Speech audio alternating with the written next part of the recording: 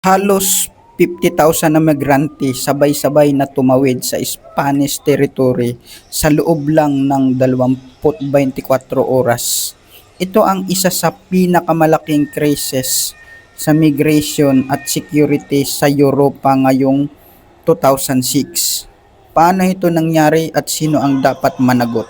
Noong Hulyo 2026, dumagsa ang humigit kumulang 50,000 hanggang sa 60,000 migrante sa Ceuta, isang Spanish enclave sa Hilagang Aprika na nakapaligid sa Morocco. Sa loob lang ng isang araw, pumasok sila sa pamamagitan ng paglangoy at paglalakad sa baybayin. Mas marami pa sila kaysa sa kalahati ng buong populasyon ng lungsod. Ang mismong mitsa ng crisis,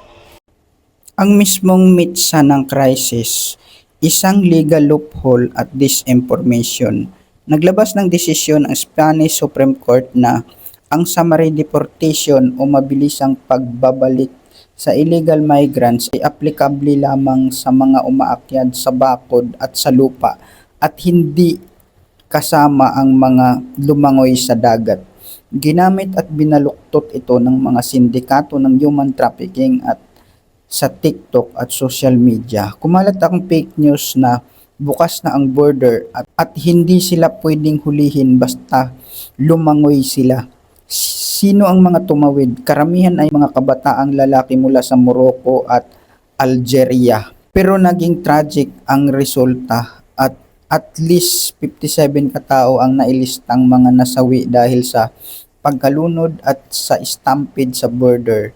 Ang sitwasyon ngayon, kontrolado na ng Spanish military at Spanish police ang border. Mahigit 48,000 migrante na rin ang nakabalik sa Morocco. Karamihan ay kusang bumalik dahil walang pagkain at tirahan sa Ceuta. Pero may malaking problema pang hinaharap. Libu-libong unaccompanied minors o mga bata ang natira. Dahil sa batas sa proteksyon ng bata, hindi sila pwedeng basta-basta ipa-deport.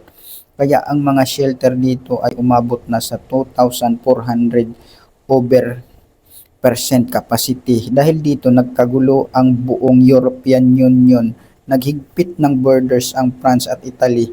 Sinuspindi pa ng Italy ang Schengen Open Border Arrangement laban sa Espanya dahil sa kawalan di umano ng border security. Labis ding binatikos ang Morocco dahil di umano'y pinaluwag nila ang border upang gamiting leverage sa mga diplomatikong negosyasyon.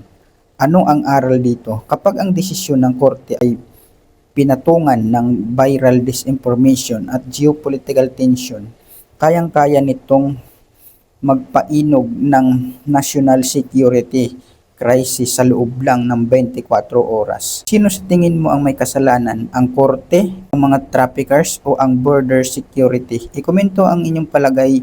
Mag-subscribe sa aking channel na ito para sa pinalaking balita sa mundo.